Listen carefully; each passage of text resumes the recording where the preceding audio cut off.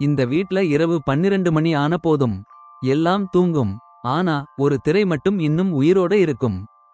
அது டிவி இல்லை, phone screen. அந்த லைட் தான் இப்ப வீட்டோட ரியல் நைட் லேம்ப். அந்த ஸ்கிரீன் தான் 18 வயசு ஆதித்தை ஒவ்வொரு இரவும் பிடித்து வைத்துக் கொள்வது. இன்னும் தூங்கலையாப்பா? நாளைக்கு சீக்கிரம் எழுந்து காலேஜ் போகணுமில்ல? இப்பதான் ரிலாக்ஸ் ஆறேன் அப்பா. எல்லாரும் இப்படித்தான் இருக்காங்க. நாளை சீக்கிரம் எழுந்து போறது காலேஜ்ல டெஸ்க்ல உட்காரத்துக்கல்ல, லைஃப்ல நிட்டத்துக்கு தான். நான் உன்னை எல்லாரோட கம்பேர் பண்ணலப்பா. நேத்தைய நீயும் இன்றைய நீயும். ரீல்ஸ் அதிகமாகி ஸ்லீப் குறைஞ்சா உன் மைண்டே நாளைக்கு உன்னை விட்டு ஓடிடும். இது நீங்க பார்க்கற சீரியல் மாதிரிதான் டாட். எல்லாரும் இதுதான் பார்க்கறாங்க. சீரியல் வெறும் டிராமா. அதை நம்ம மனசு சீரியஸா எடுத்தா அதே ப்ராப்ளம் நம்ம வீட்டுக்குள்ளே வந்து குடியேறிடும். அதுவும் இப்போ வர சீரியல் எல்லாம் ஒரே நெகட்டிவிட்டி. நாளைக்கு உன் மைண்ட் சோர்ந்து போய் டாக்டர்ட போகணும் போல்னு ஃபீல் ஆகக்கூடாதுன்னு தான் நான் பயப்படறேன். என்ன இப்படி சொல்லிட்டு போறாரு? காலையில எழுந்து ரெடியாகி காலேஜ் வந்ததே லேட்.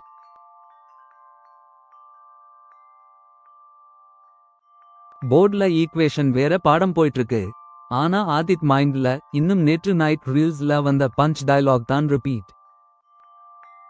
டெஸ்ட் பேப்பர்ல ரெட் சர்க்கிள். அது ஜஸ்ட் மார்க் இல்ல, ரொம்ப நேரம் ஸ்கிரீன்ல இருந்த கண்ணுக்கு வந்த ஃபர்ஸ்ட் பெல். இந்த நிலைக்கு யார் காரணம்? அப்பா, காலேஜ் இல்ல தூங்காம ஸ்க்ரால் பண்ண அந்த சேம் விரல் தான். நான் சீரியல் பார்க்கும்போது கூட ஒரு லெவல்க்கு மேல் நினைச்சா டிவி ஆஃப் பண்ணிடுவேன்பா. அது கதைன்னு நினைச்சுக்கணும். இல்லேன்னா அது நம்ம மனசை ஸ்லோவா நசுக்க ஆரம்பிச்சிடும். மனசு காயம் ஆவுதுன்னாலும் ரத்தம் வரல.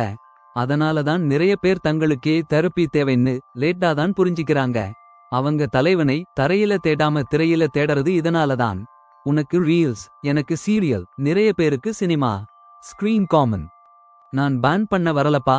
நமக்கு ஏற்ற அளவை நாம தான் ஃபிக்ஸ் பண்ணணும். அந்த லைன் அவனை தாக்கல. அவன் மிஸ்டேக்கையும் மைண்ட் ஹெல்த்தையும் ஒரே ஃப்ரேம்ல பார்த்தான். இரவு ஆதித் போன்ல டைமர் வைத்தான். இரவு 10:30க்கு அப்புறம் ரீல்ஸ் இல்லை. இரவு 10:30 லாஸ்ட் ரீல் முடிஞ்சது.